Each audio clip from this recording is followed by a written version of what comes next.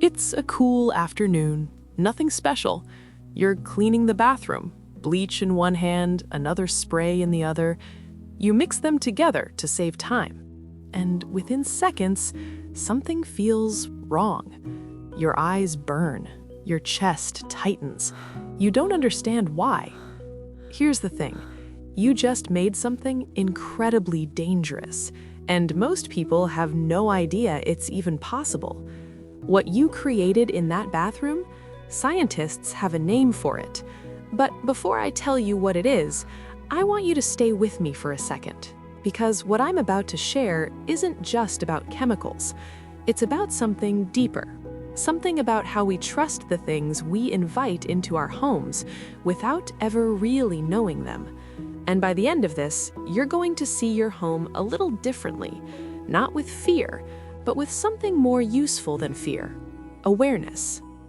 We've all done it. Grabbed something from under the sink without reading the label, used a cleaning product because it smells strong, and strong means working, right? Kept old medications in the medicine cabinet for years, just in case. Left a colorful bottle of dish soap where a toddler could reach it, because it's just soap. None of these feel like dangerous choices. They feel like normal choices. And that's exactly what makes accidental poisonings so alarming. It doesn't announce itself. It doesn't come with warning sirens or dramatic moments. It hides inside the routines we don't think twice about. According to the American Association of Poison Control Centers, over 2 million poison exposures are reported every year in the United States alone, and more than 90% of them happen at home. Let that sit for a moment. Not factories, not chemical labs, not industrial sites. Home. The place with the photos on the walls and the coffee maker on the counter and the kids' drawings stuck to the fridge. Home. And here's what gets me. There's one specific mistake that accounts for a huge percentage of those cases. A mistake so common it's almost invisible. And it's something almost no one talks about. I'll tell you exactly what it is in just a minute, but first, I need to give you some context, because once you understand why it happens, it changes everything about how you'll look at your cleaning cabinet. Let's go back to that bathroom. Bleach is sodium hypochlorite, powerful, effective, great at killing bacteria and cutting through mold. Ammonia is in a lot of glass cleaners, some floor products, and certain multi-surface sprays. Separately, both are useful, both are common, both are sitting in millions of homes right now. Together, they react to form chloramine gas, a toxic vapor, the same class of compound used as a chemical weapon during World War I. I'm not being dramatic, I'm being exact. The EPA has documented this reaction as one of the most common causes of household chemical injury. It happens in seconds, and the symptoms, burning eyes, chest tightness, shortness of breath, nausea, can escalate quickly, especially in a small, enclosed space like a bathroom with the door shut. That's the mistake I mentioned, mixing products that seem harmless individually, because no one ever told us they were dangerous together. Because the label warns you not to mix. But honestly, who reads the full label on a bottle of bathroom cleaner? Almost no one. And that gap between what the bottle knows and what we know is where people get hurt. But here's where this story gets more human, because most poison incidents don't involve adults making reckless decisions in bathrooms. They involve children.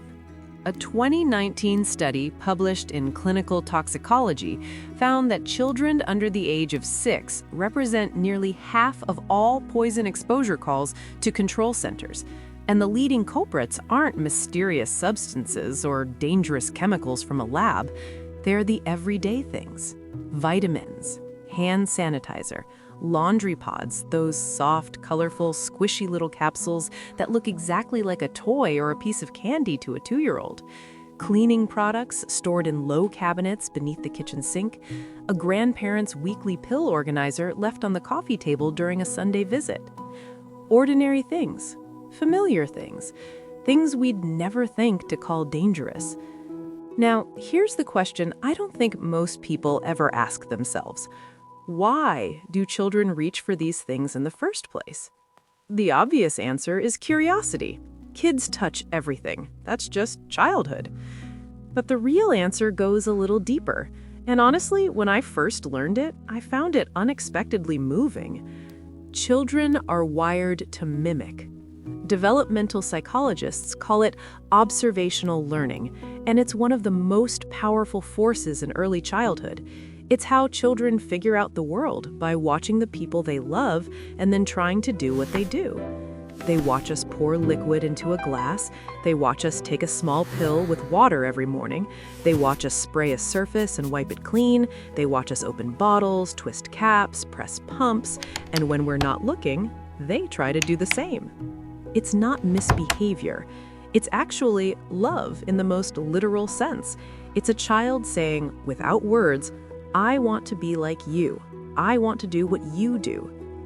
A study from the National Institutes of Health confirmed something that feels both obvious and quietly devastating once you see it. Most childhood poisonings happen not when parents are absent, but when they're briefly distracted. A few seconds, a phone call, stepping into the other room to grab a towel, the ordinary, forgettable gaps in our attention that happen 100 times a day. The ordinary moments. That reframes everything about prevention, doesn't it?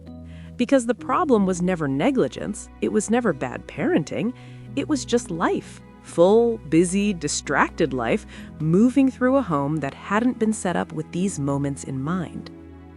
Here's something that genuinely surprised me when I researched this. Most people assume the solution is purely physical. Childproof caps, cabinet locks, storing things high up out of reach. And yes, those measures absolutely matter and absolutely save lives. But there's a layer beneath the physical that most of us miss. Research from Safe Kids Worldwide found that one of the most effective prevention strategies isn't a lock or a latch. It's awareness. It's conversation. It's the act of naming the danger out loud. Parents and caregivers who actively talked about what was dangerous, who pointed things out, named them, explained at an age-appropriate level what certain products could do, had meaningfully lower rates of accidental poisoning in their homes. The children weren't just protected by barriers, they were protected by knowing. Even at 3-year-olds, even at 4. Children who had been told calmly and clearly that certain things were not for them were less likely to reach. That's not just practical, that's actually profound when you think about it. So what does it look like in practice? It starts simple. Go through your home and honestly look at 3 things: what you store, where you store it, and whether anyone in your household, child or adult, understands why it could be dangerous. A few specific things worth checking right now. Laundry pods. Keep them in their original container, sealed, out of reach, and out of sight.